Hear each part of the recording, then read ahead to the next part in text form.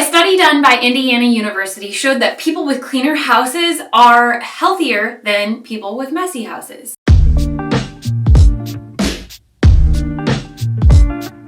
A 2010 study also used linguistic analysis measurements to analyze the way that 60 different people talked about their homes and the cleanliness of their homes. Women who described their spaces as cluttered and unfinished were more likely to be depressed and fatigued than those who described their places as clean and organized. The researchers also found that the women who described their homes as cluttered were more likely to have more of the stress hormone cortisol. Then in 2011, researchers at Princeton University found that cluttered homes can actually make it more difficult to focus on a particular task. They found that the visual cortex can be really overwhelmed by those tasks that haven't been done yet or a cluttered home, and it makes it really hard to focus on the task at hand and complete it efficiently. And then a study done by the National Sleep Foundation found that 75% of people said or reported that they get a better night's sleep when their sheets are cleaned because they feel more comfortable. They also found that people who make their bed every morning are 19% more likely to report a good night's sleep. So if you haven't already guessed it, today I'm going to talk about all of the ways that I go in and deep clean our home, and I'm going to show you exactly how I do it. There are tons of other methods to do so. I try to use as many natural cleaning products as possible. In this video today, I am going to try to get them all done in one day. However, that doesn't always happen. It takes quite some time. So let's just go ahead and get into it. The first thing you need to do is get your cleaning products ready. And what I have used for most of the items today is a vinegar solution. So what I've done is put orange rinds in vinegar and let that soak for a couple of weeks. If you want it to be stronger, you can let it soak as long as you want. Then I add a little bit of water and dilute it down just a little bit.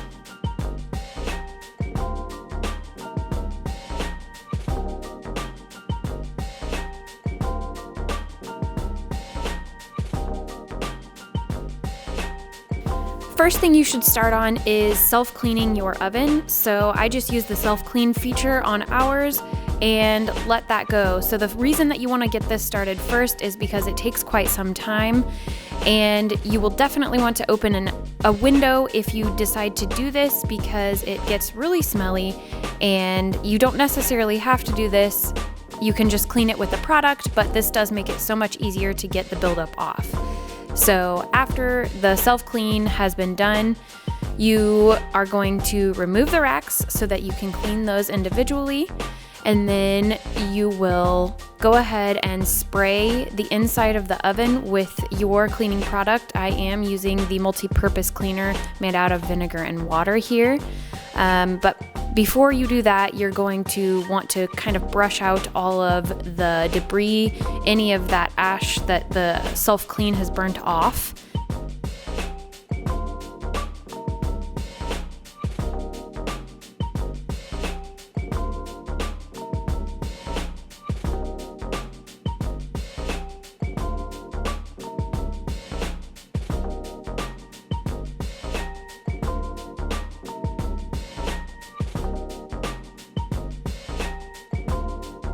Next, you're going to want to remove the pans from the bottom drawer and clean out the bottom drawer.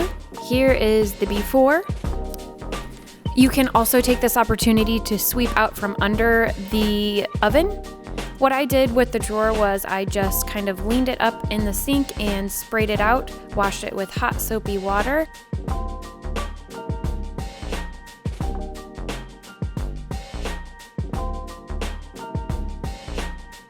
And then you can replace the drawer.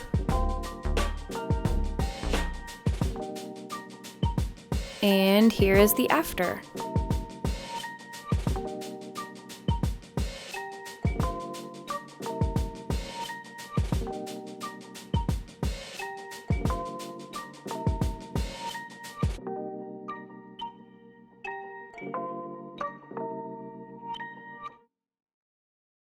Next, we're moving on to the microwave. So this is what it looks like before.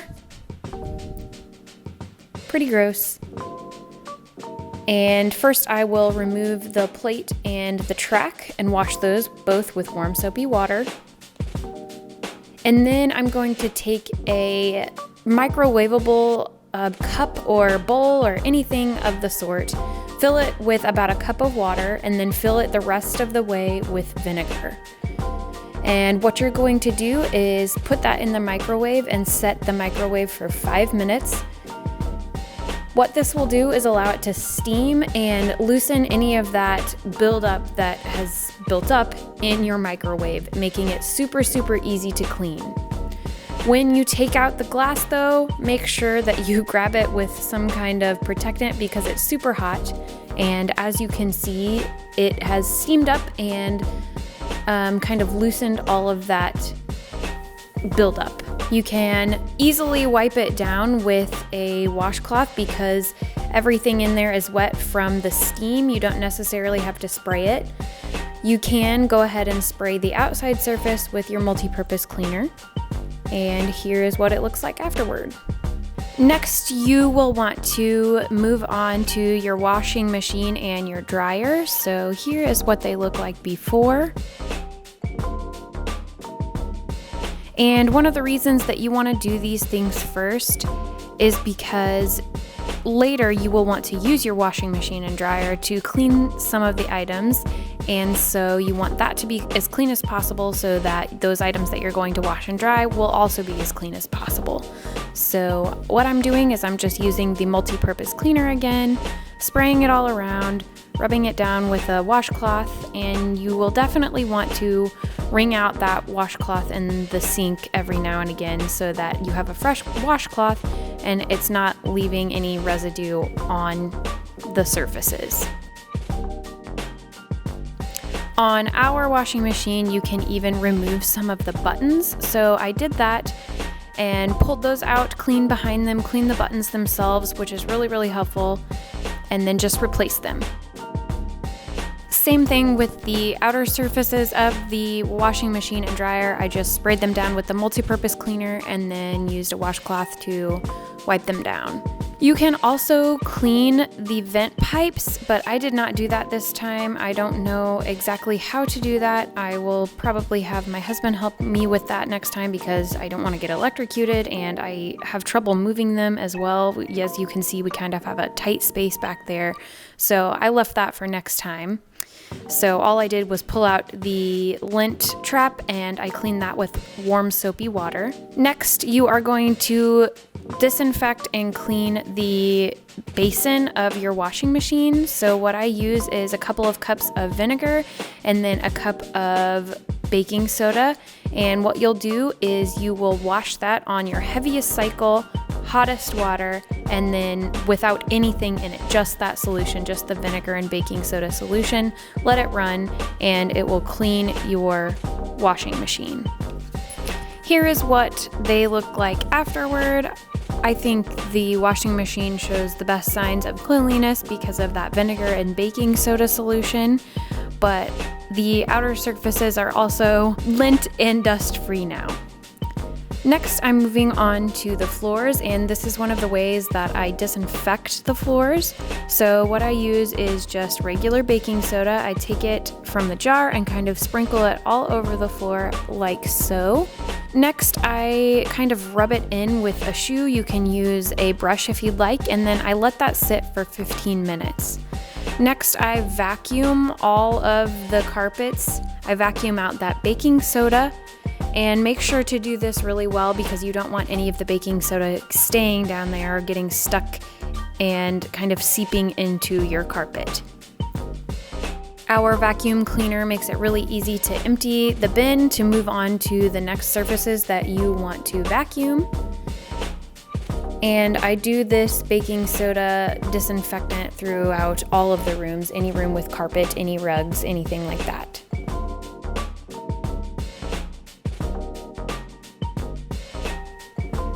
This is also a really good opportunity to take out all of your vacuum parts and wash them. I just wash them with warm soapy water and let them completely dry before putting them back together.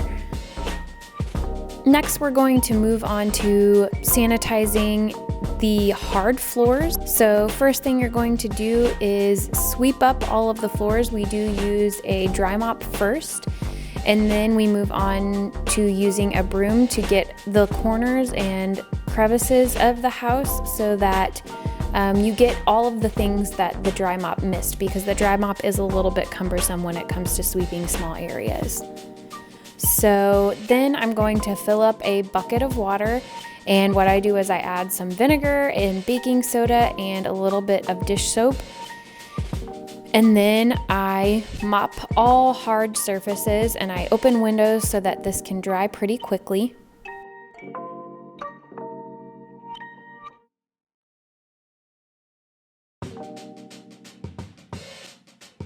I also, most of the time, take this opportunity to mop our laundry room, which is outside, which gets really, really dusty and dirty from being in the garage area. So I make sure to mop that too, so that when I'm doing laundry, it feels really clean.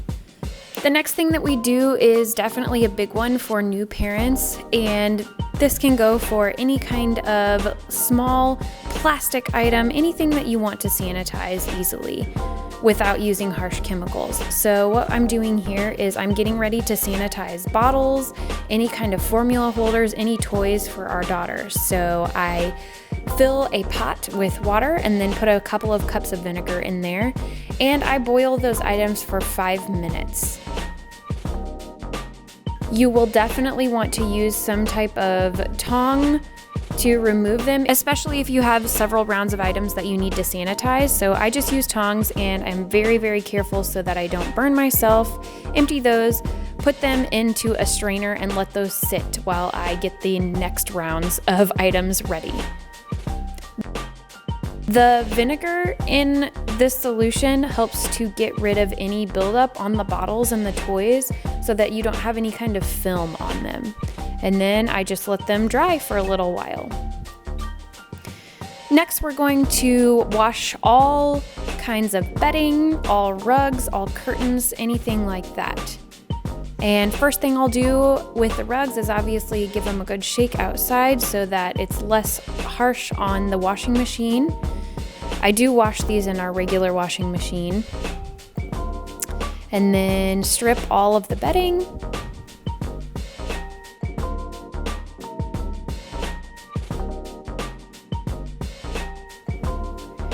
We use Purex Free and Clear, and this is hypoallergenic detergent. And another pro tip is to just drop in the lid of your detergent so that it will wash up and it doesn't have that buildup every time you grab it. I even wash the pillows, and I make sure to get those in first because they do take quite some time to dry. Replacing everything and remaking the beds. If you remember the statistic from the intro, a clean bed helps you sleep better.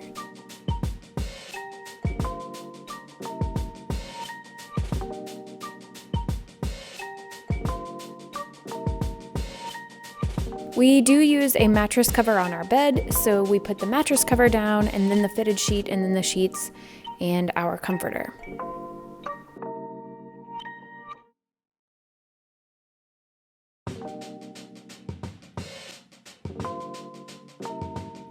Next, I'm going to clean out the fridge. So first thing that I do is I remove all of the items. I remove everything from the fridge area, and I remove everything from the freezer area. Then I take out all of the shelving and all of the drawers, and I give those a good wash with warm soapy water.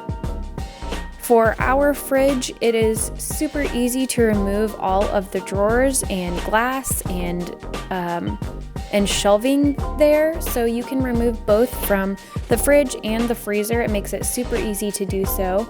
And then I just let them air dry while I clean out the inside, the interior of the fridge. So I just use warm soapy water and a washcloth, and I wipe it all down, making sure to get into all of the corners and wiping down all of the glass surfaces as well.